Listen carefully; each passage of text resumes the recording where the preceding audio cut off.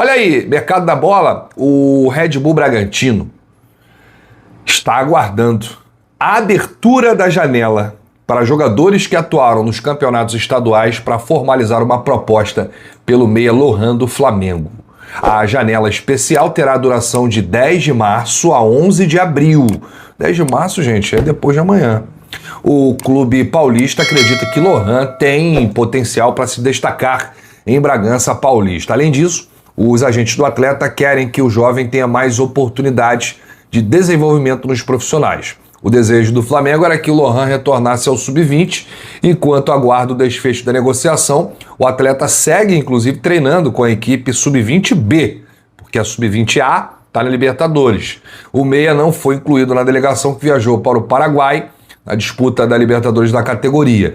Entre Bragantino e o staff do Lohan, o acordo já está encaminhado, a informação do Flazoeiro aí. E o Lohan deu mole, né, cara? Poderia ter ido pro CSKA, não foi. Os empresários atrapalharam lá, aos 45 do segundo tempo. Podia ir pro Fortaleza também, estava tudo encaminhado, o próprio Boto com o Marcelo Paes, o presidente lá do Fortaleza, também os empresários embarreiraram. Agora querem ir pro Red Bull Bragantino, acho que mais no desespero, né, para não deixar um ativo, o Lohan, treinando no Sub-20B do Flamengo. É realmente impressionante como é que eles tocam a carreira desse garoto. Agora é oficial. O Flamengo estreia no Campeonato Brasileiro 2025, Brasileirão, no dia 29 de março. Anota o horário, 21 horas de um sábado à noite, contra o Internacional, hein? É a primeira rodada do Campeonato Brasileiro. Passar aqui já os outros 9 jogos, né? Já que o Flamengo pega o Inter sábado, 9 da noite no Maraca. Palmeiras e Botafogo abrem o Brasileirão. Esse é o jogo principal da Globo e também do Premier, 4h30 da tarde, no dia 29. Olha, eu tô vendo aqui, rapaz, tem muito jogo sábado, hein? Parece que a CBF colocou só 2 jogos domingo e um joguinho segunda. Então vamos lá, Palmeiras e Botafogo no sábado, Cruzeiro e Mirassol 18h30, também no sábado. No sábado também tem Grêmio e Atlético Mineiro, 18h30. No mesmo horário, Bahia recebe o Corinthians, o Fortaleza recebe o Fluminense, o Juventude recebe o Vitória. Todos esses jogos sábado no mesmo horário. Aí nós temos aqui Flamengo e Internacional, o único jogo isolado aí em horário diferente, não sei porquê, não me pergunte, não é jogo da TV, não tem nada disso. Num monte de jogo sábado no mesmo horário, o Flamengo foi jogado lá pro final, né, para 21 horas. Todo mundo joga de 6h30, o Flamengo joga, o Botafogo e o Palmeiras jogam 4h30, os outros jogos 18h30 e o Flamengo 9 da noite. Aí vamos lá, no dia 30, domingo, São Paulo recebe o Sport, o Vasco da Gama recebe o Santos, e o Red Bull Bragantino joga na segunda-feira contra o Ceará, lá em Bragança. Então tá aí a primeira rodada do Campeonato Brasileiro. Vamos com tudo. A gente já vai estrear contra eles, hein? Clube do Calote. Então tem que ir na bola. Acabar com o Internacional no campo e conquistar aí esses 3 pontos. Já começar com o pé direito esse Campeonato Brasileiro, que eu vou te falar uma coisa, hein? Começa em março e termina em dezembro, no Natal, ho, ho, ho. Vamos ver o que a CBF vai fazer. Meu Deus do céu, ó, tem Super Mundial, tem Mundial no final do ano, 3 datas do Brasileiro. Eu vou dizer uma coisa pra você, como diz um amigo meu, aí é loucura. Tô de volta às mídias sociais da TNT Esportes para falar de mais uma vitória do Flamengo sobre o Vasco, 2-1, desta vez de virada, com o Flamengo, com esse resultado, se classificando para a decisão do Campeonato Carioca. Já faz tudo aquilo que você está acostumado a fazer aqui nas mídias sociais da TNT, curtir, compartilhar, se inscrever, deixar o like, deixar o gostei, porque é o tema do vídeo de agora. Tô gravando esse vídeo aqui logo depois do Flamengo ter vencido o Vasco de novo, na segunda partida, na partida de volta da semifinal do Campeonato Carioca. Flamengo, por ter feito a melhor campanha, podia até perder por um gol de diferença, saiu atrás com um gol do português Nuno Moreira No meio do primeiro tempo, ainda na etapa inicial, empatou com o Bruno Henrique e no segundo tempo, com o Luiz Araújo saindo do banco de reservas, o Flamengo virou o jogo 2-1 e conseguiu mais uma classificação para a final do Campeonato Carioca, a 7ª vez seguida que o Flamengo decide o Campeonato Carioca. O jogo, ele teve um perfil bem diferente, podemos dizer assim, do jogo da primeira partida, que foi disputado no estádio Newton Santos, que não foi um jogo tão bélico, não foi um jogo tão brigado, não foi um jogo tão acelerado quanto o jogo do Newton Santos. O fato de não ser o gramado sintético também acho que contribuiu. Os dois times não tiveram, como tiveram no fim de semana passado, aquela bola mais viva do gramado sintético, tiveram que se adaptar. De novo, o Vasco começou o jogo forte, mas sem desgastar tanta energia, nem sem gastar tanta energia assim. Então, os primeiros 10 minutos, o Vasco conseguiu fazer uma marcação alta, tentar atrapalhar a saída de bola do Flamengo, e logo depois dos 10 minutos, o Flamengo já assumindo o controle do jogo. Teve 3 oportunidades, teve uma cabeçada do Arrascaeta que foi para fora, teve uma batida do Plata para fora, teve uma finalização do Varela, depois do escanteio, que o Léo Jardim salvou em cima da linha. E aí, quando o jogo era melhor para o Flamengo, o Vasco fez 1-0 num belo levantamento do Coutinho para achar o Lucas Freitas no segundo pau. Ele furou e a bola sobrou para o Nuno Moreira fazer e empurrar para o gol para fazer 1-0. 1-0 não adiantava para o Vasco precisava ganhar por 2 gols de diferença, porque o Flamengo tinha o direito de 2 resultados iguais. Mas o gol do Vasco não fez o Vasco assumir o controle do jogo, não fez o Vasco melhorar. O Flamengo era melhor antes do Vasco fazer 1-0 e continuou melhor, ocupando o campo de ataque, com o Varela tendo uma boa participação de novo, improvisado pela esquerda, mas principalmente Gerson e De La Cruz dominando o meio campo, Wesley com muita liberdade pelo lado direito, atacando muito bem o corredor, o Plata fazendo um belo jogo para tentar acionar o Bruno Henrique. Quem destoou um pouco, acho que no jogo todo, foi o Arrascaeta. O Arrascaeta acho que ainda não recuperou o seu ritmo, então muito erro técnico do Arrascaeta, muita bola que ele ou dá o passe curto demais ou dá o passe longo demais. Então, mas mesmo com o Arrascaeta mal, o Flamengo teve mais campo, teve mais construção. No primeiro tempo assustou muito em escanteios.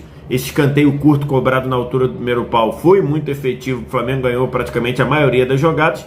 E numa dessa, depois no escanteio, a bola sobrou para o Arrascaeta na meia-lua. Ele chutou, a bola desviou no João Vitor e achou o Bruno Henrique dentro da área. Ele trouxe para dentro para tirar o Léo Jardim da jogada e empurrou para a rede, fazendo mais um gol num clássico e um gol muito importante, um gol muito emblemático para o Bruno Henrique. Foi o 100º gol dele com a camisa do Flamengo. Esse gol, que é um gol polêmico, que eu vou falar sobre ele já, meio que esse gol foi já na reta final ali do primeiro tempo. Esse gol meio que tornou a missão do Vasco muito mais difícil. O Vasco de novo voltaria a ter que remar para buscar 2 gols de diferença. E aí, com o passar do tempo, o Vasco foi perdendo perdendo a capacidade de continuar disputando, perdendo o nível de entrega físico. De novo o Vasco, apesar do Fábio Carille ter dito que não, de novo o Vasco caiu de produção fisicamente no segundo tempo, e no segundo tempo foi um segundo tempo de domínio inteiro do time do Flamengo. O Vasco, que eu me lembre, no segundo tempo teve 2 possibilidades de gol, uma do Matheus Cocão, que ele chutou no meio do gol depois de uma saída de bola muito ruim do Léo Pereira. E já no final, depois que o Flamengo já tinha feito 2-1, a bola do Lloyd Augusto, que entrou muito mal hoje, de novo entrou muito mal no jogo. Ele teve uma jogada pelo lado esquerdo e ele chutou e o Rossi defendeu sem susto. Então assim, o segundo tempo foi um segundo tempo de um domínio total do Flamengo, em especial depois aquela situação de mudanças, né? Quando o Flamengo foi ao banco de reservas, trouxe o Luiz Araújo, que entrou bem de novo, trouxe o Alexandro e o Alan, que entraram bem. Acho que de novo o Flamengo continuou dominando. O Flamengo teve algumas oportunidades, o Plata teve uma, O Luiz Araújo, além do gol, teve outra. Algumas jogadas que o Arrascaeta tomou decisão errada. Então o Flamengo foi de novo bem melhor que o Vasco e acabou vencendo por 2-0. O gol do Bruno Henrique, que é um gol que teve um perfil de modificar a sensação do jogo, é um gol muito polêmico. Por quê? Porque a Federação de Futebol do Rio de Janeiro, ela tomou a decisão, amparada pelos clubes, os clubes votaram e concordaram no início do campeonato, e isso está sendo assim o campeonato todo, de engrossar a linha do impedimento de 6 para 12 centímetros. Qual é o intuito? Engrossando as linhas, a chance de ter mais jogador em condição legal aumentava, para gerar mais gol. E isso vem sendo assim ao longo do campeonato. Por exemplo, o Vasco sofreu de novo com isso no gol do Thiago Silva, no clássico contra o Fluminense, que parece que o Thiago Silva está projetado com o corpo à frente, e com as linhas do Campeonato Carioca deu condição legal, e o gol contra o Fluminense, o gol do Fluminense contra o Vasco foi confirmado. E hoje aconteceu a mesma coisa. A sensação é que sem as linhas com o dobro da espessura, o gol do Bruno Henrique seria anulado por impedimento. Com as linhas dobradas, o gol foi confirmado. A questão é, a imagem que nos é apresentada pelo VAR é uma imagem daquelas que a gente sempre fala, é uma imagem que não convence, é a imagem que mais confunde do que convence.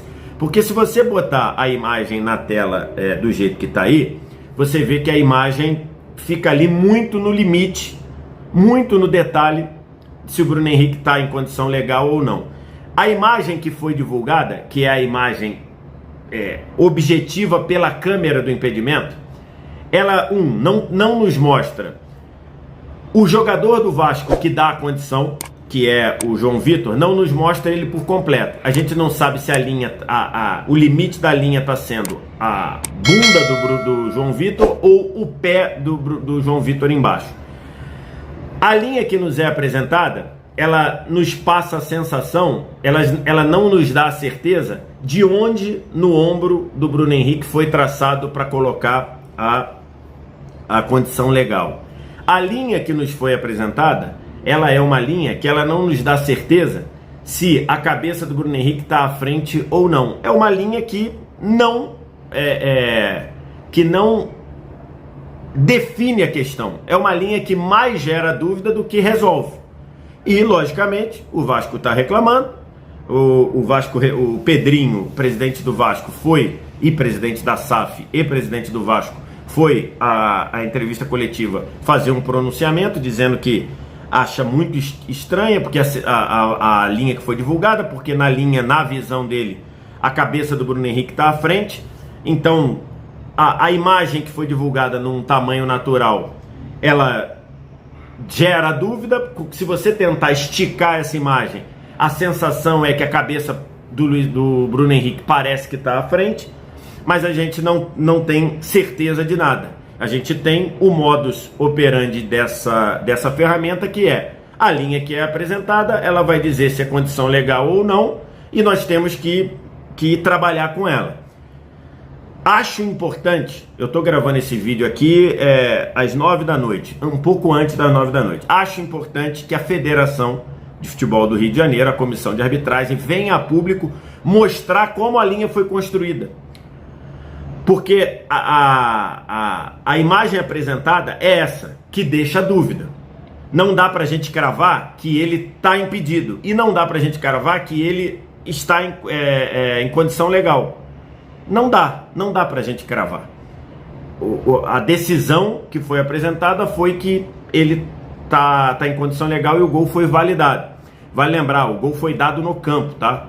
O gol no campo, o Bandeira correu para o meio, o Bandeira validou o gol. Então a gente não tem. Seria muito importante a FERJ, a Federação do Estado de Futebol do Rio de Janeiro, por meio da sua comissão de arbitragem, vir a público dizer como foi feita a construção dessa imagem, inclusive oferecendo outras imagens. Porque a imagem que foi apresentada é essa. Se foi usada na construção da linha a imagem da câmera do outro lado, essa câmera deveria ser apresentada. Porque pode ser apenas a questão da paralaxe. que a gente sempre fala nessas linhas, né? Pode ser que na imagem chapada pareça que a cabeça do Bruno Henrique está à frente. Pode ser que se você considerasse a imagem em 3D, a linha estivesse à frente da cabeça do Bruno Henrique, dando condição legal para ele. Só que a gente não, com a imagem que foi apresentada, essa imagem ela não é conclusiva.